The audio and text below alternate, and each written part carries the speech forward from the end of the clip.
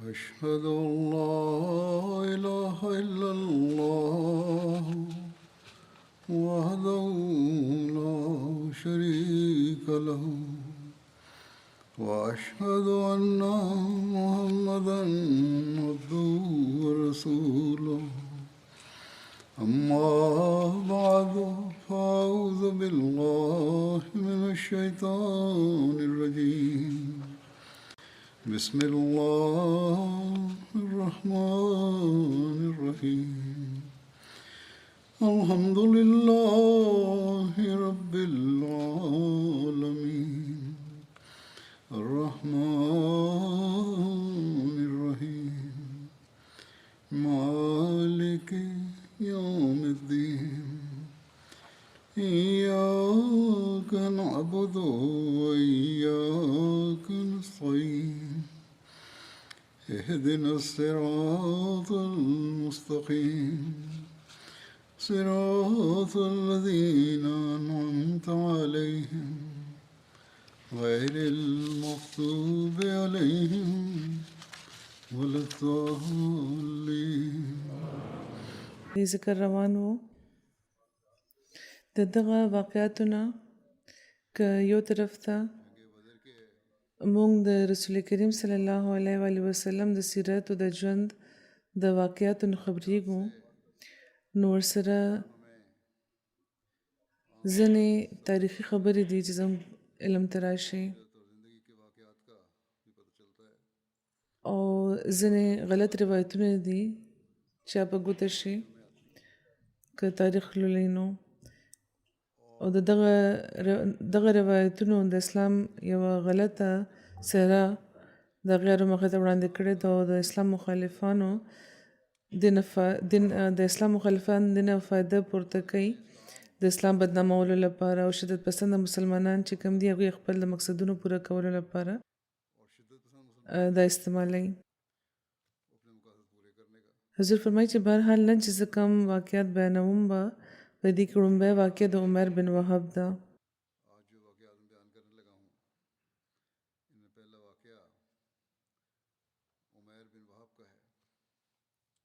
د جنگ نه پس د خپلې ناکامۍ چې کوم د مشرکانو ناکامي وه د هغې د بدل اخیستو لپاره دا د رسول کریم د وجلو لپاره مکې نه مدینې ته راغلی و خو هلته د خدای پاک تقدیر سبل کار کړی و او خدای پاک دله د اسلام قبلولو توفیق ورکو. د دې په تفصیل کې لیکلی دي چې د بدر په قیدیانو کې وهب بن عمیر هم و چې بیا وروستو مسلمان شوی و او رفاع بن رافع دا گرفتار کړی و. د پلار عمر د قریش په مشرانو کې یو تن و یعنی د عمر بن وهب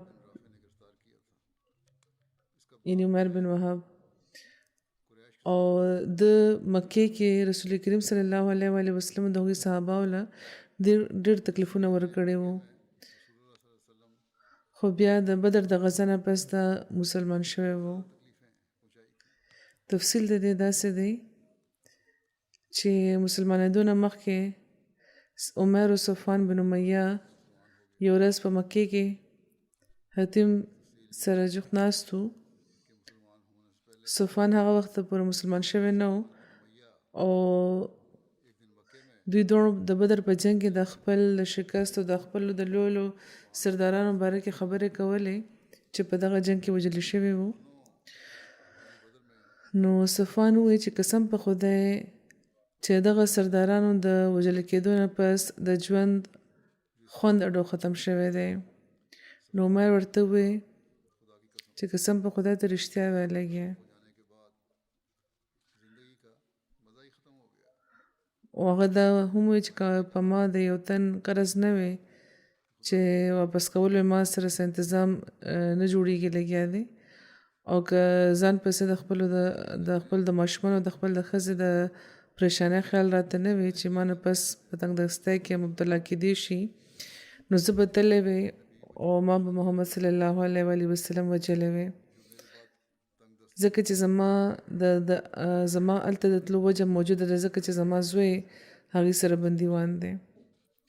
نو چې صفوان دا واورېده نو د عمر د قرض ذمهواري یې واخیسته او دا یې ورته وویې چې ستا قرض زما په ذمه دی، زه به دا ورکړم واپس، او ستا ښځه او ستا ماشومان به زما ښځو ماشومانو سره یي، هغې سره به اوسېږي، او تر څو چې هغوی ژوندي دي زه د هغې د کفالت او د هغوی د پرورش ذمه اخلمه. ته ورشه او محمد صلی الله علیه و آله وسلم نعوذ بالله ووژنه. عمر چې دا واورېده نو سمدستي راضي شو او هغه صفوان ته و چې زما او ستا ترمنځ چې کومه دا معامله شوې ده دا به راز ساتې. صفوان د دې لوظم وکړو. نو عمر کور ته ورغلو، خپله توره یې روباسله، هغه یې تېره کړه، زهر یې پرې ولګولو او عین پس ته مکې نه روان شو، مدینې ته ورسېدو. او چې مسجد نبوي ته هغه ورسېدو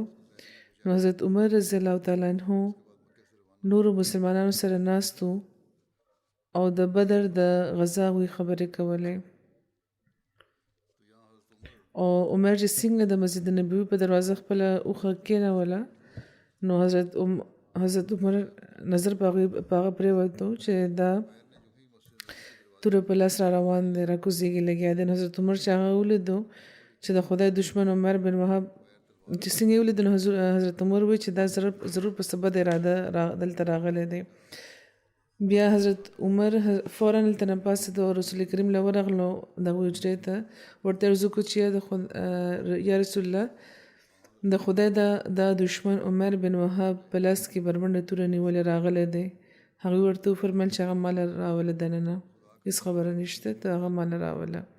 نو حضرت عمر سیده عمر له ورغله او د تورې چې کومه پټه د هغه په غاړه کې وه هغه یې په مضبوطۍ ونیوله او هغه یې د ځان سره روان کړو. حضرت عمر سره چې هغه کوم انصاري مسلمانان موجود وو نو حضرت عمر هغوی ته وویل چې ما سره راشي رسول کریم صلی الله علیه و آله وسلم له دننه او هغوی سره جوخ تاسو کېنئ، ځکه چې زه د دغه تن له طرفه اطمینان نه لرم. او دې نه پس حضرت عمر رضی الله تعالی عنه سره د عمر رسول کریم صلی الله علیه و آله وسلم له ورغله دننه، او رسول کریم چې دا وکتل چې حضرت عمر رضی الله تعالی عنه په دغه حال کې را روان دي چې په لاس هغوی د عمر د تورې چې کومه پټه د هغه په مضبوطۍ نیولې ده، کومه چې د هغه په غاړه کې وه، نو هغوی ورته وفرمیل چې عمره دا پرېږده. بیا هغوی وفرمیل چې عمره جوخت راشه. چې عمر جوخت راغلو او د جاهلیت د آداب مطابق انمو و سواهن ووی، سلام په دغه انداز کې وکړو د جاهلیت. رسول کریم ورته وفرمیل چې عمره اسلام موږ ته ستاسو د دغه سلام نه بهتره سلام راکړی دی چې جنتیانو سلام دی، ته څه له راغلی یې؟ عمر ووی چې زه د خپل هغه قیدي یعنې د خپل زوی باره کې خبره له راغلی یم چې ستاسو په قبضه کې دی. زما دا خواست دی چې په دغه سلسله کې تاسو ښه او نیکه معامله وکړئ. نو هغوی د هغه بربنډې تورې ته وکتو، بیا ورته وویل چې ویې فرمیل چې دغه تورې بیا څه مطلب دی؟ نو عمر وویل چې خدای دې دا توره برباده کړي، تاسو مونږ مخکې د څیز قابل پرېښي یو، دغه تورې مخکې کومه زموږ مرسته کړې ده. نو هغوی ورته وفرمیل چې رښتیا ماته ووایه چې ته کوم مقصد له راغلی؟ هغوی له یقین ورنغلو د دغه خبرې. نو عمر ورته وویل چې واقعي زه دغه نه علاوه بل څه ارادې له نه یم راغلی چې د خپل د قیدي باره کې تاسو سره خبرې وکړم. نو رسول کریم ورته بیا وفرمیل چې نه، بلکې ورځ ته او صفوان بن امیه حاتم سره ناست وئ او د قریشو د هغو مقتولانو خبرې هم کولې چې د بدر په جنګ کې وژلي شوي وو، په کنده کې ښخ کړي شوي وو. نو هغه صفوان ته وایي چې که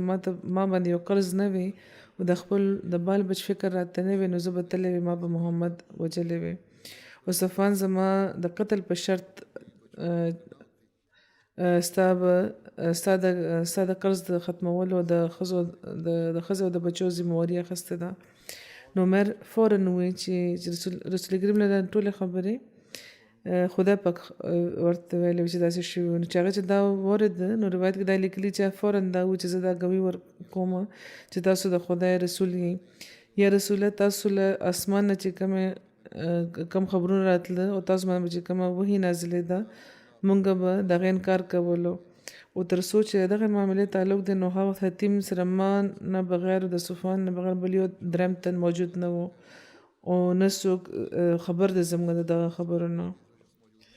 نو ځکه قسم په خدای د خدای نه بغیر تاسو له دغه خبرې خبر بل څوک نشي درکولی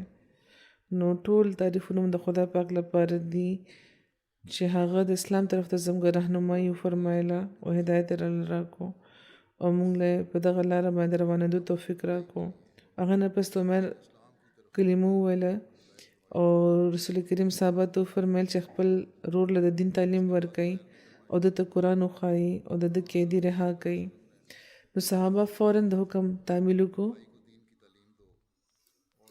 او بیا حضرت عمر هغې ته عرض وکړو رسول کریم صلی الله علیه وسلم ته چې یا رسول الله ما به هر وخت د خدای پاک د نور د ختمولو کوشش وکولو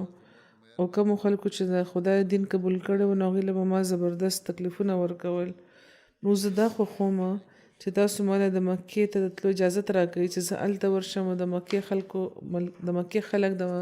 خدای طرف ته راوبلم او د اسلام بلنه ورله ورکړم ممکنه ده چې خدای پاک هغوی له هدایت ورکړي ګینې بیا به زه هغه خلکو له د هغې د بتپرستۍ په بنیاد هماغه شان تکلیفونه ورکوم لکه څنګه چې د اسلام په وجه ما ستاسو صحابهو له ورکول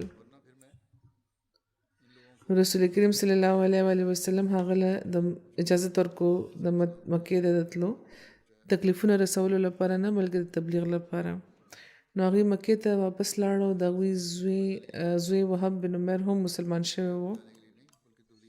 او بل خوا د عمر د مکې نه د روانېدو نه پس به صفوان خلکو ته وی چې زه تاسو له زیرې در کوم د یو واقعې چې ډېر زر کېدو والا ده او د دې په نتیجه کې به تاسو د بدر د جنگ چې کومه حادثه او مصیبت هغه به هیر کوي چې کوم مصیبت او کومه حادثه به هیر کوي او هر تن به چې د راتلو نو د عمر د کارګزارۍ باره کې به ترې تپوس کولو آخر یو تن چې راو مکې ته هغه دا ورته دا و چې صفوان ته دا و چې عمر اسلام قبول کړی دی نو صفوان قسم وخوړو چې زه به چېرم دا سره خبرو نه کوم او څه نفع به ورله ورنه کوم اینه پس چې عمر مکې ته ورسېده اوس مسلمان شوي نو هغوی مخکې صفوان له لاره نه ړه بلکې سیده خپل کور ته لاړه او د خپل د کوروالاو مخې ته خپل د اسلام اعلان هغوی وکړو او هغوی له د اسلام دعوت ورکو او چې کله صفوان د دغه خبرې نه خبر شو نو هغه وایي چې زه مخکې نه پوه شوی وم چې هغه ولې ما له راتلو په ځای خپل کور ته لاړو هغه بېدینه شو ګمراه شو او زه به اوس چېرم هغه سره خبرې ونه کوم او نه به هغه ته او دغه کوروالاو ته به زما له طرفه څه فایده ورسي مشرکانو به خپل شرک دین ګڼلو او د واحد خدای عبادت ته به ګمراهي ویل نن سبا همدا حل دی او دې نه پس ته عمر صفوان بن امیه له ورغله او ورته وویل چې ته زموږ سردارانو کې یو سردار یې او ته خبر یې چې موږ به د کاڼو عبادت کولو د هغې لپاره مو قربانۍ کولی نو داسې دین دی زه دا ګواهي ورکوم چې د خدای نه بغیر بل څوک معبود نشته او دا چې محمد صلی الله علیه وسلم د خدای پاک رسول دی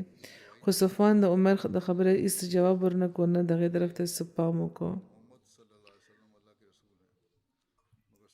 د دغه واقعې باره کې حضرت مرزا بشیر احمد صاحب په سیرت خاتم النبیین کې هم لیکلی دي چې د مکې کافران چې تر اوسه صرف په ظاهري زور او په ظاهري کبر هغوی جنګېده اوس په یو کلاو میدان کې هغوی د مسلمانانو نه شکست خوړلی و نو پټ په پټه هم هغوی سازشونه کول شروع کړ نو دا تاریخي واقع چې د بدر د جنګ نه څو ورځو پس تېره شوې وه دا د هغې خطرې یو واضح مثال دی لیکلی دی چې د بدر د یو څو ورځو پس عمر بن وهب او صفوان بن امیه بن خلف چې با سره قریشو کې یو تن و هغه د کعبې په سین کې ناست و او د بدر د مقتولینو هغوی ویر کولو ما خبره چې مخکې ذکر شوی دی هغه یې کولې ما هغې دلته لیکلی دي ما خبره هغوی کولې دا به وایي چې اوس د ژوند خوند پاتې نه دی او عمر دا هم ویلي چې زه خپل ژوند په خطره کې اچولو ته تیار یم که زما دا قرض په ما نه وي د دې دا خنډ راته په لاره کې نه وي او د ماشومانو فکر راته نه وي او زه خو بانم لرم د هلته د تګ چې زما زوی هغوی سره بندیوان دی ولته چې زه ورشم نو نعوذ بالله رسول کریم صلی الله علیه وسلم به ووجنم بهرحال دی نه پس صفوان د هغه د قرض ختمولو او د هغه د ماشومانو د پرورش باره کې چې کوم لوز هغه لکه څنګه چې مخکې ذکر شوی دی لوز یې وکړو او هغې نه پس هغوی دلته دا هم لیکلی دی او بهرحال هغې نه پس ته وایي عمر خپل کور ته راغلو توره یې زهرجنه که او مکې ته راووت او مدینې ته چې ورسېده نو حضرت عمر چې په دغه خبرو کې ډېر پوهېده هغوی چې څنګه هغې ولیدو نو قلاره شو فورا رسول کریم ته عرض وکړو چې عمر راغلی دی او زه د هغه باره کې اطمینان نه لرم نو رسول کریم ورته وفرمایل چې ما لا یې راوله حضرت عمر لاړه هغه له او ورسره صحابه ته دا هم ووایي چې زه عمر راولم چې رسول کریم سره میلاو شي خو د هغه حالت باندې زما څه شک دی نو تاسو ورشئ او رسول کریم سره کښېنئ او خبردار اوسئ او دې نه پس حضرت عمر د ځان سره رسول کریم ځان سره کو د رسول کریم په خدمت کې حاضر شو نو هغوی هغه په نرمۍ ځان سره کېنولو او تپوس یې ته نه وکړو چې عمر څنګه راغلی نو عمر ورته وویل چې زما زوی تاسو سره بندیوان دی هغه خلاصولو له راغلی یم نو رسول کریم ورته وفرمیل چې په غاړه کې دا توره بیا ولې راخسته ده نو هغې وی چې دا و چې په توره تاسو څه کوئ دوی مخکې چېرته کار کړی یعنې چالاکۍ باندې دا خبرې کولې نو هغې ورته وفرمیل چې نه سمه خبره کوه څنګه راغلی نو بیا هغه هماغه خبر وکړه چې خبر همدا ده چې زه چې کومه ما کړې ده چې زه زوی خلاصولو له راغلی یم نو بیا ورته وفرمیل چې ښه نو مطلب دا چې تا صفوان سره یو ځای د کعبې په صحن کې سازش نه دی کړی هغوی ورله د سازش اشاره ورکړه ورله نو عمر بیخي چپ شو چې دا خبره یې واورېده خو ځان یې سنبال کړو دا و چې نه ما هېڅ سازش نه دی کړی هغې ورته وفرمیل چې آیا تا زما د قتل منصوبه نه ده جوړه کړې خو یاد لره خدای به تا پرېږدي تعالی به توفیق درنه کړي تر ما د رسېدو نو عمر په یو ژور فکر کې پرېوت او دا یې وویل چې تاسو رښتیا وایي چې مونږ واقعي دا سازش کړی خو دا معلومیږي چې خدای تاسو سره دی چې هغه تاسو زموږ د ارادو نه خبر کوګنې کوم وخت چې زما د سفر خبره کېدې هغه وخت یو دریم تن هلته موجود نه و او شاید خدای پاک عمده تجویز زما د ایمان قبلولو لپاره کړي یو زه په رښتونې زړه په تاسو ایمان راوړم او رسول کریم صلی الله علیه وسلم خوشحاله شو د عمر په اسلام قبلولو صحابه ته وفرمیل چې دا استاد سرور دی دا د اسلام د تعلیم نه خبر کوي او دغه د چې کوم کېدی دی هغه پرېږدي نو عمر بن وهب مسلمان شو ډېر زر هغوی په ایمان او اخلاص کې نمایانه ترقي وکړه او آخر د نور صداقت دومره د هغې په زړه کې ورپرېوتو چې رسول کریم ته په اصرار د عرض وکړو چې ما له اجازت راکړي چې زه مکې ته ورشم او هلته د خلکو ته تبلیغ وکړم نو رسول کریم ورله اجازت ورکړو عمر مکې ته ورسېد او د خپل د تبلیغ په جوش هغوی ډېر خلک پټ مسلمانه که او صفوان چې شپه ورځ د رسول کریم د قتل د خبر اورېدو انتظار کولو او قریش ته به وي چې تاسو تیار اوسئ یو خوشخبری لپاره هغه چې دا نظاره ولیده نو بې خوده پاتې شو د بدر نه پس ځینې خلک مسلمانان شوي هم وو خو منافقانه رنګ یې لرلو پای کې عبدالله بن ابی بن سلول هم وو علامه ابن کثیر د سوره بقره 9 آیت په تفسیر کې لیکي چې کله د بدر غزا چې کومه واقعه ده دا وشوه نو خدای پاک خپل کلمه غالبه کا او اسلام او اهل اسلام له عزت ورکړه نو عبدالله بن ابی بن سلول چې د مدینه رئیس او د بنو خزرج سره تعلق لرلو او د جاهلیت په زمانه کې دغه دوه قبیلو یعنی د اوس او د خزرج سردارو نو دغه خلکو اراده کړې و چې دا په هغې باندې حکومت کوي یعنې دوی سردار جوړول عبدالله بن ابی او یو روایت کې دا هم دی چې دغه قوم تیاری کولې چې تاج به جوړو دا به خپل باچا کوو خو دغه دوران ښېګړه راغله، یعنې د اسلام پیغام راورسېد او خلکو اسلام قبول کو، خلکو نه هغه هیر شو. په دغه وجه هغه دغه نو خوښ اسلام، هغه دغه اسلام نو خوښ، نه د مسلمانان خوښ و. او چې کله د بدر واقع وشو نو هغه به دا وي چې اوس خو دا دوی غالبېږي لګیا دي. مخکې خو د هغه خیال و چې لږ شان خلک دي، خو چې کله جنګ دوی وګټلو نو فکر ورته پیدا شو چې نو د په ظاهره خو اسلام قبول کړی و او دغه په نقش قدم باندې روان دغه یو څو پیروکارانو هم یوه ډله وه چې اسلام یې قبول کړی و، خو ځینې او ځینې اهل کتاب هم ورسره وو. او دې باره کې مرزا بشیر احمد صاحب داسې لیکلي چې تر اوسه په مدینې کې د اوس او د خزرج قبیلو ډېر خلک چې په شرک قایم وو او د بدر فتح په دغه خلکو کې یو حرکت پیدا کو. هغوی کې ډېر خلک وو چې د رسول کریم دغه عظیم الشان فتح او خارق عادت فتح چې ولیده نو د اسلام د حقانیت قایلان شو. او دې نه پس په مدینه کې بت پرسته عناصر ډېر په تیزی کمېدل شروع شو. خو ځینې داسې وو چې د چا په زړونو کې د اسلام د دغه فتح د بغض او د حسد سپرغی بله کړې وه او هغوی ډېر په جار مخالفت د مصلحت خلاف ګڼل او په ظاهره اسلام قبول کړی و، خو دننه هغوی د دې د استیصال پسې وو او د منافقانو په ډله کې شامل شوي وو. او په دغه خلکو کې زیات نمایان عبدالله بن ابی بن ابي سلول وو چې د قبیله خزرج یو ډېر نامتو رئیس وو او رسول کریم چې مدینې ته تشریف راوړو نه دی په نتیجه کې چې د سرداري پاتې شوې وه نو دا د دې ورته ډېر غم و. او دا د بدر نه پس ته په ظاهره مسلمان شوی و، خو د ده زړه د اسلام خلاف د بغض او د دشمنۍ نه ډک و او د اهل نفاق سردار شده او پټ په پټه د اسلام او د رسول کریم خلاف سازشونه شروع کړي وو. او د وروسته چې کوم واقعات دي هغې نه دا معلومیږي چې څنګه دا تن ځینې وخت د اسلام لپاره ډېر نازک حالت پیدا کولو سبب جوړ شوی و. د دې خپل یو بیل اوږد تاریخ دی. د بنو سلیم غزا یا قرقرة القدر. رسول کریم صلی الله علیه وسلم چې کله د بدر د غزا نه واپس راغلو یو څو ورځې پس هغوی خبر شو چې د بنو سلیم او د بنو غطفان خلک د قرقرة القدر په مقام راغونډ شوي دي او په مدینې باندې حملې منصوبه جوړې لګیا دی. قرقرة القدر یو لوی میدان چې پای کې یو چینه وه دغې نامه وه. دا د نجد په لاره کې د مکې نه شام ته د تلو چې کومه لاره ده نو د مدینې نه 9 میله په فاصله ده. بهرحال چې دا خبر څنګه راورسېد نو رسول کریم فیصله وکړه چې د بنو سلیم او د بنو غطفان طرف ته به په خپله پیشقدمي کول پکار ده چې د دې فاسد چې کوم ارادې دي هغه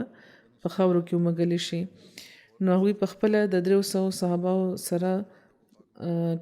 قرقرة القدر طرف ته روان شو. د دې د روانګۍ باره کې مختلف آرا دي. د ابن اسحاق په قول رسول کریم د بدر د غزا نه د واپسۍ په 9مه ورځ د رمضان په سر د روژې د میاشت په سر کې یا د شوال 2 هجري کال کې په دغه مهم روان شوي وو. طبقات ابن سعد کې لیکلي چې دا بنو سلیم غزا په 6 جمادی الاول شوې وه او د واقعي مطابق دا غزا د محرم 13 او 3 هجري کال چې دا شوې وه. د واقعي روایتونه عموما کمزوري وي او دغه غزا قیادت په خپل رسول کریم فرمایلی وو او د هغوی علمبردار حضرت علی وو او د اسلامي بیرغ رنګ سپین و. رسول کریم په مدینې کې حضرت عبدالله ابن ام مکتوم ته د خپل د راتګ شرف ورکړی و. دا ویل کېږي چې رسول کریم په دغه موقع حضرت سوا بن عرفه غفاري مدینې کې خپل نائب مقرر کړی و. بهرحال د دغه دواړو وضاحت داسې کېږي چې انتظامی فیصلو لپاره حضرت سوا له نیابت ورکړی و او حضرت عبدالله ابن مکتوم یې د معمول مطابق امامت لپاره مقرر کړی و. بهرحال دشمن چې کله خبر شو چې دا اسلامي لښکر را روان دی 300 کسان را روان دي د بنو سلیم او د بنو غطفان خلکو ته ناڅاپه دا خبر راورسېده دوی توقع نه لرله دغه خبر نو دوی ووېرېده او هغوی هلته نه وتښتېده او د غرونو په څوکو لاړه کېناسته.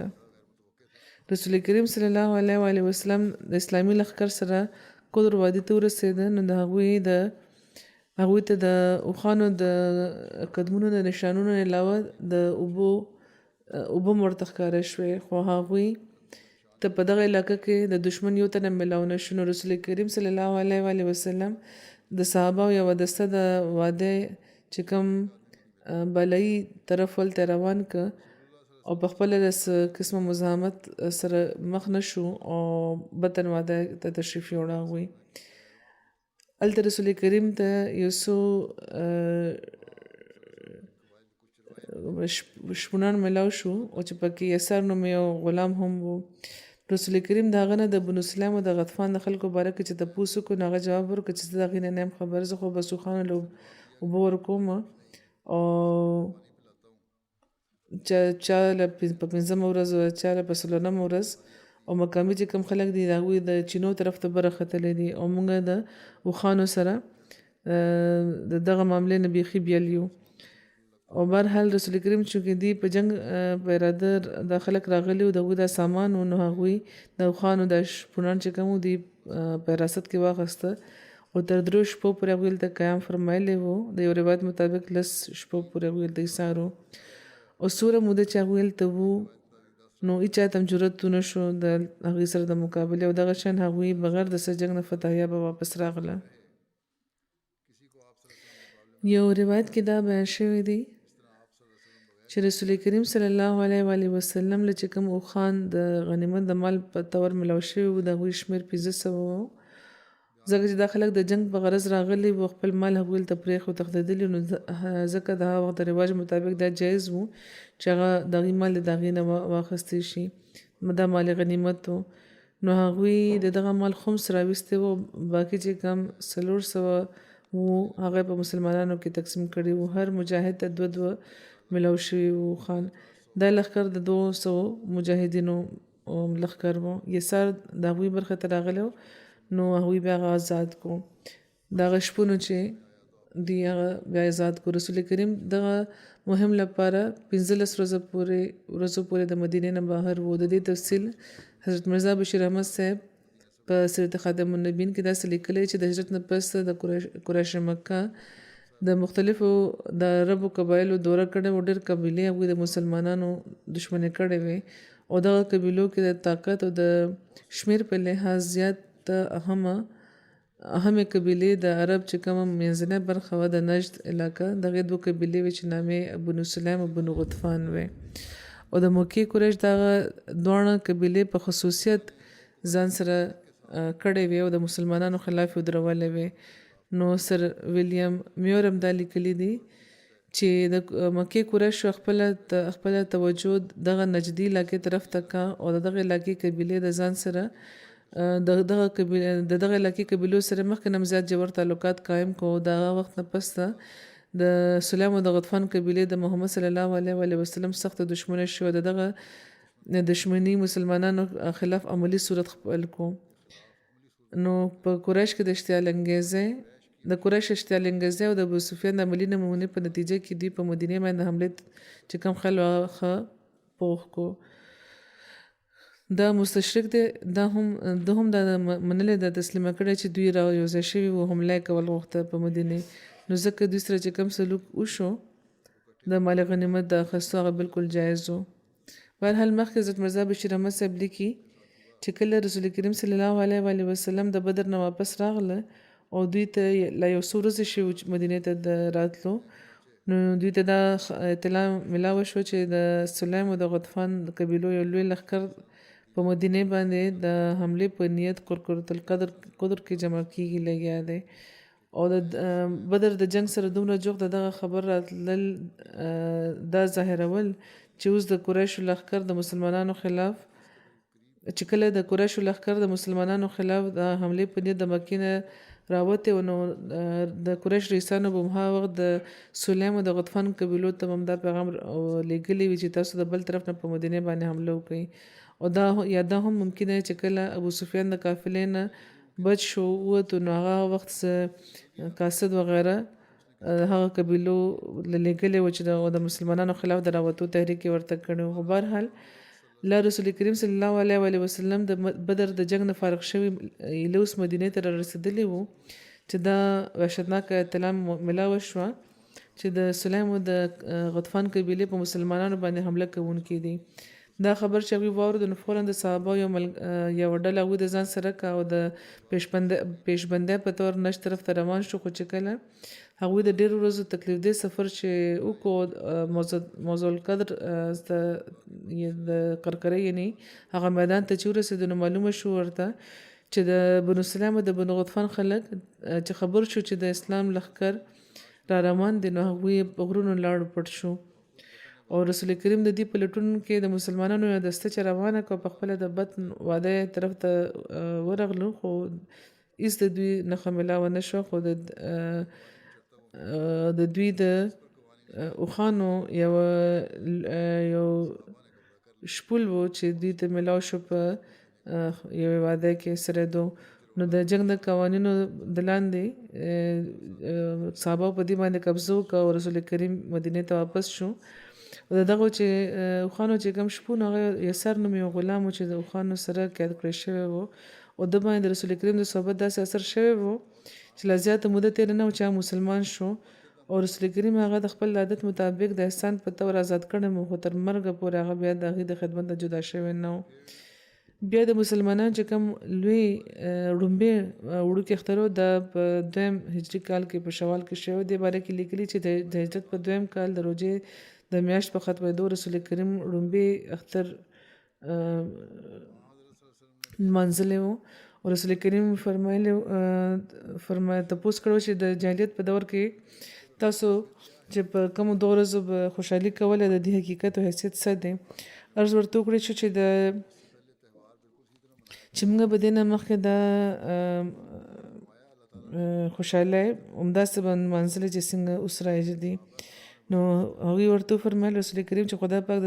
دغه 2 ورځو نه بهتره ورځ ستاسو لپاره مقرره کړه او صحابه کرام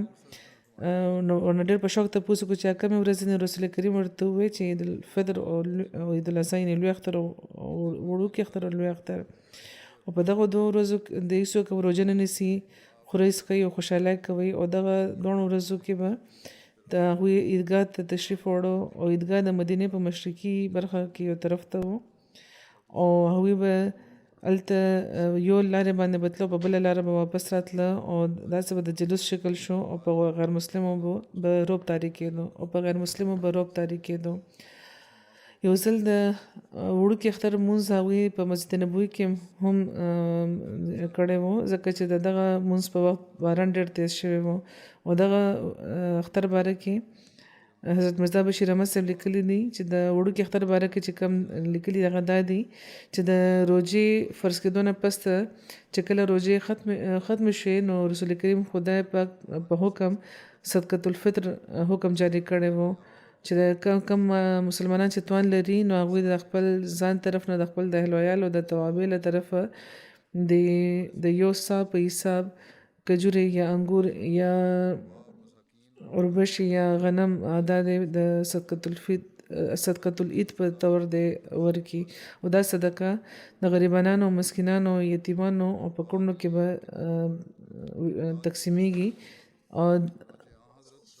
چې کوم استطاعت لرونکي خلک دي د هغوی له طرفه د روژې چې کوم عبادت دی د دې کې چې کومې کمزورۍ وي د هغې کفاره دې وشي او د غریبانو لپاره د اختر په موقع د امداد صورت دې راوځي.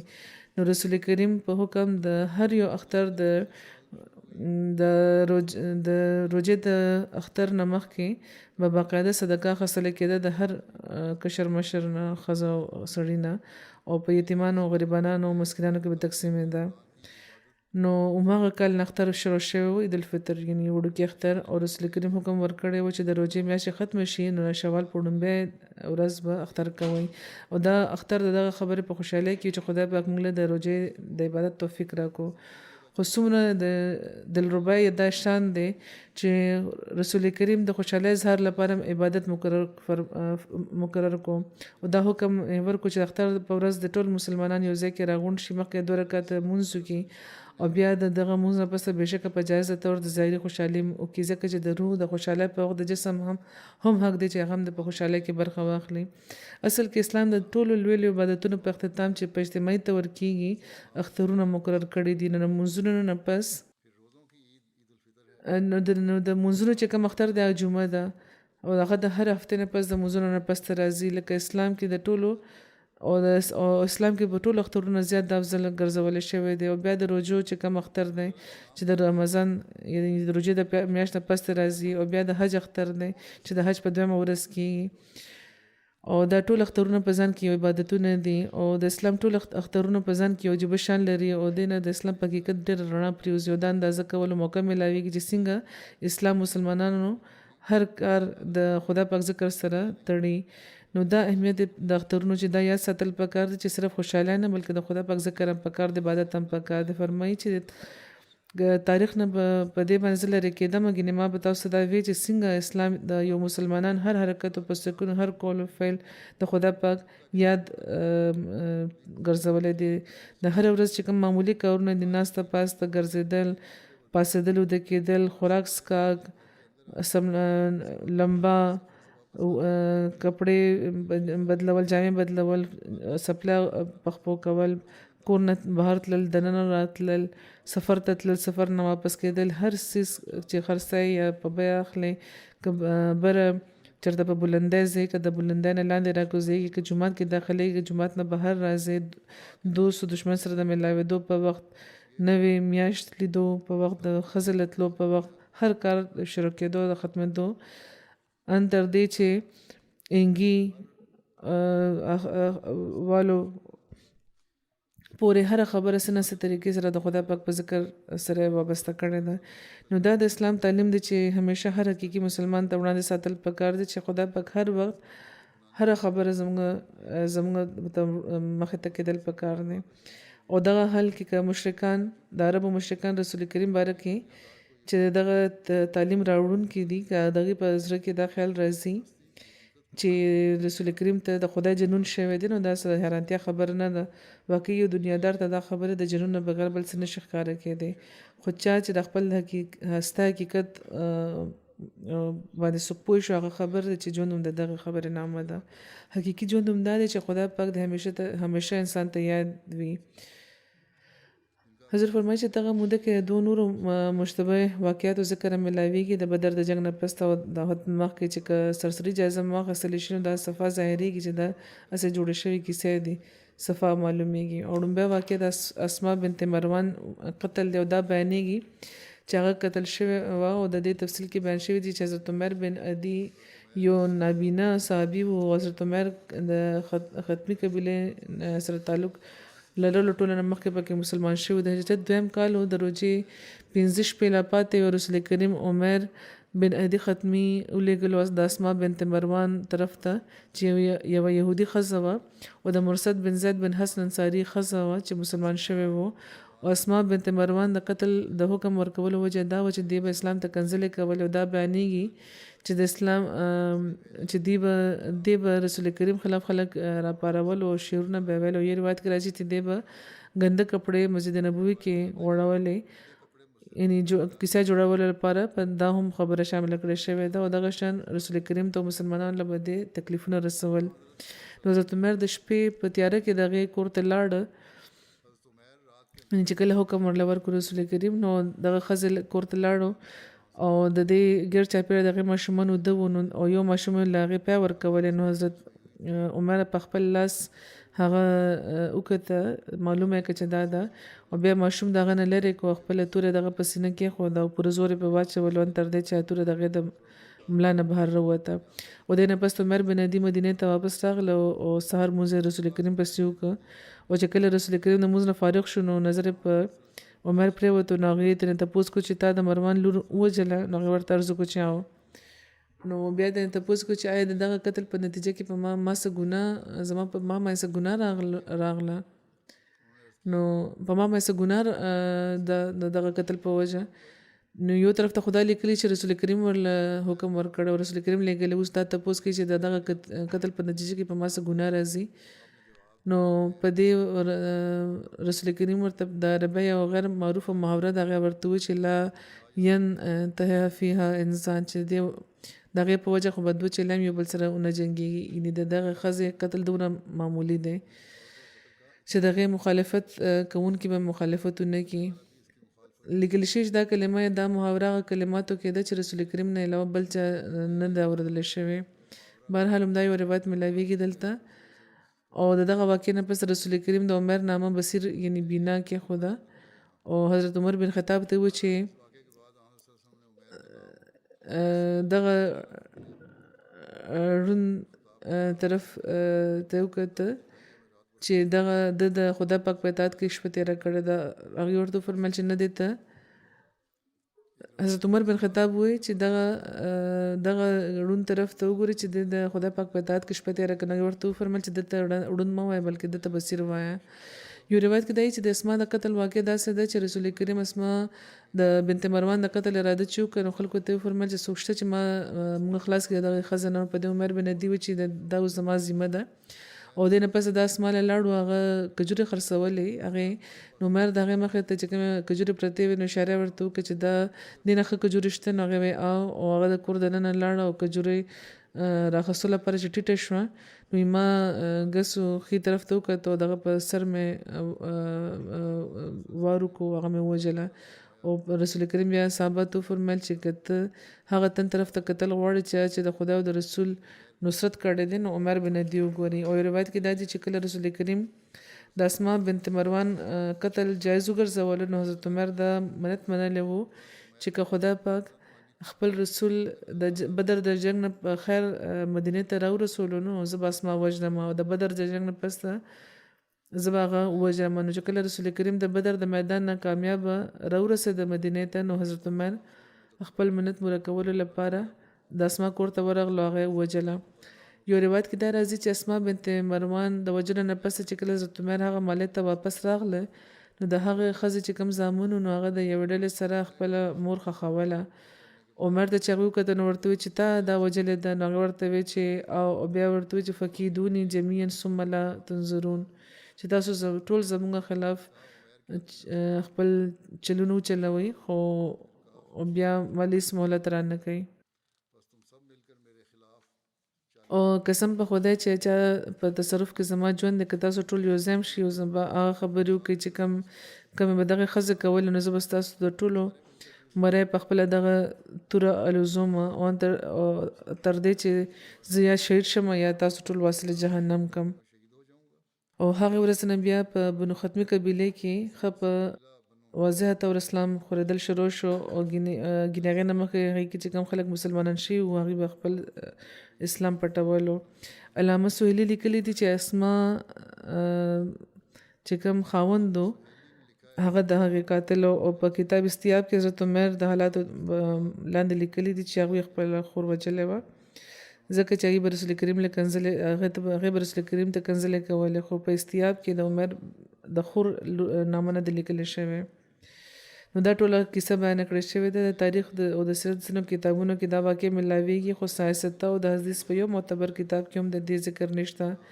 عمر واقع دا دی چې د رسو چې کوم زمانه خلک واغوي دغه شان چې کوم فرضي او د ځان نه جوړ کړي واقعیت هغه نه صرف په خپل کتابونو کې ځای کړي دي بلکې د توهین رسالت د سزا په لړ کې د دلیل په تور هغه د وړاندې کول شروع کړي وو دغه د نسبه چې کوم ملایان دي نو هم دغه خبره دلیل عمده پیش کړي چې څوک توهین رسالت کوي هغه وجني حالکه توهین رسالت دغه قسمه سزا د اسلام په شریعت کې چرته موجود نه دي او دغه قسمه واقعیت او حقیقت شته مثلا چې کله موږ دغه واقع ته زیاتی مطالعه کوو نو معلومیږي چې اول خود سند په اعتبار د ضعیف روایت دی علامه البانی دغه حدیث موضوعي ګرځولې دی علامه ناصر الدین البانی د خپل کتاب سلسله الاحاديث ضعیفه او الموضوع کې لیکلي دي چې د دې یو راوی محمد بن عمر واقدی دی چې کذاب دی او ابن معین دی ته ضعیف ویلي دي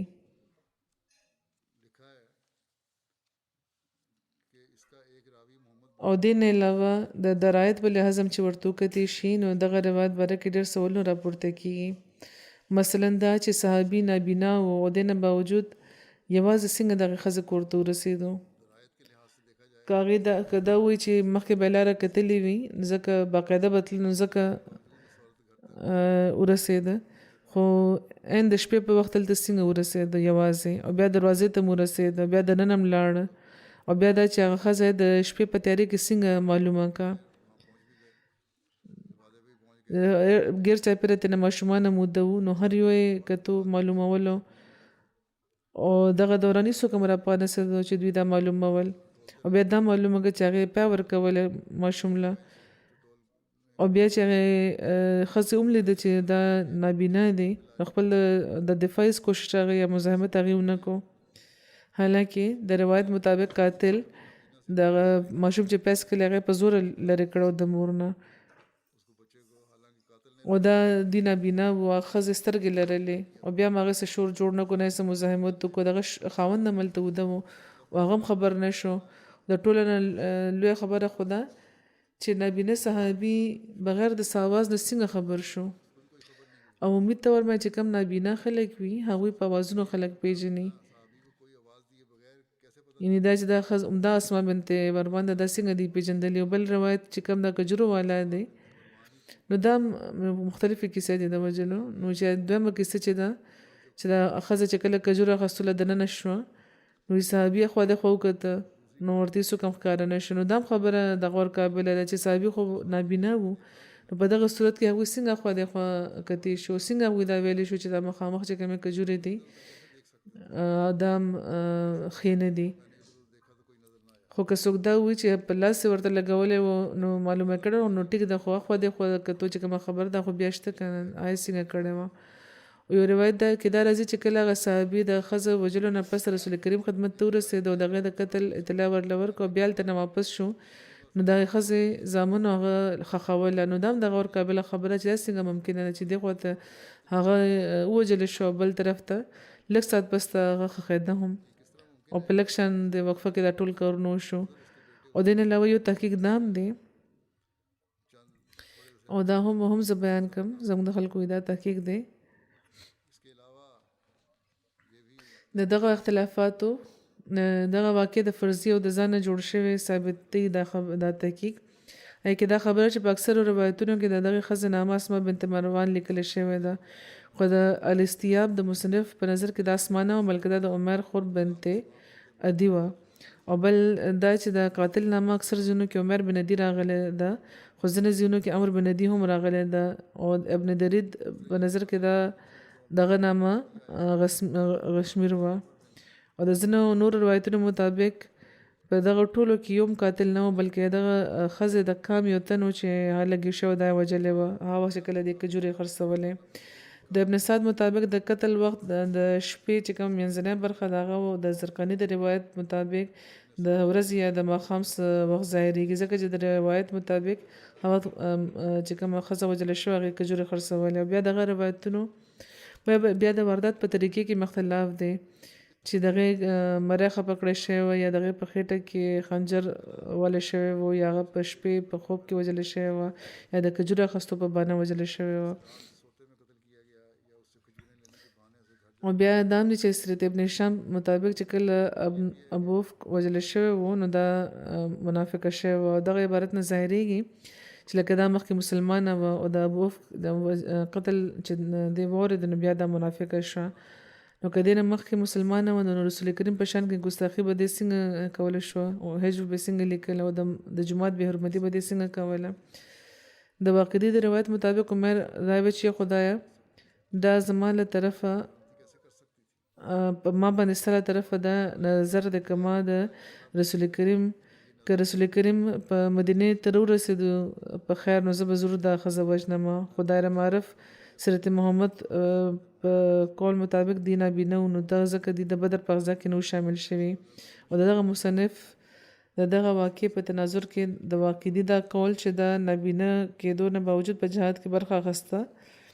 نو دی په خپله غلط قسمه روایتونه یو بل سره غلط ملت کړي. که دا فرضي واقع نه د ځان نه ده جوړه شوې نو تاریخ چې کوم ځینې کتابونه دي مثلا تبری ابن کثیر دی ولې د دې ذکر نه دی کړی صرف یو څو کتابونه مثلا طبقات الکبرى ابن سعد وغیره د سرسری ذکر کړی دی او زنو ډوکړې نه دی د سره خو واقعي دغه واقع نسبتا ته په تفصیل ذکر کړی دی او د حدیثونو په کتابونو کې هم دغه واقع ذکر نه ملاويږي حالکه د احادیث د کتابونو مصنفینو دغه ټول روایتونو له ځای ورکړی د خپل کتابونو کې چې رسول کریم سره منسوبېږي خو بیا دغه واقع ذکر ولې نه کړی او بیا دا هم چې دغه روایت مطابق چې رسول کریم په خپل دغه صحابي دغه خزه قتل لپاره لګلی وو نو بیا رسول کریم نه دغه صحابي ولې دغه خبره تاسو کوله چې آیا دغه خزه په قتل په ماغه بس ګناه نه راځي که دغه واقع شوی وي نو يهوديانو به لازمن دا وی چې په عملي تور مسلمانانو مخکې اسماء بنت مروان وجله نو لوز مات کړي دی او د مدینه د امن حالت دوی خرابول غوښتي دي خو مورخین مثلا اروز الانف د تاریخ تبری اتفاق دی چې مسلمانانو د يهوديانو ترمنځ وړاندې مخاصمت د بنو قینقاع غزا و نو دا په خپل د يهوديانو د سره د عمل پدې نشته نو دغه د ټوله خبره دغه واقع ډیره زیاته مشتبه بلکې غلطه ثابتای شدت پسند چې کوم مولایان دي هغوی دغه واقعیت له اهمیت ورکړی دی د اسلام خاصه تعلیم بدنامه کړی دی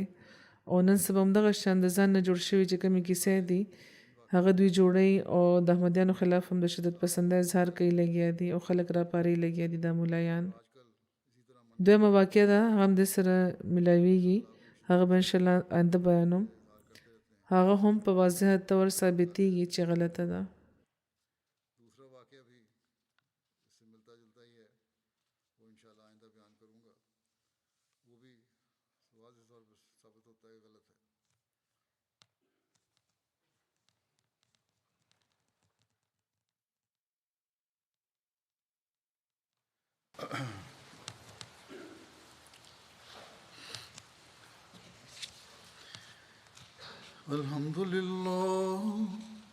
الحمد لله نحمده ونستعينه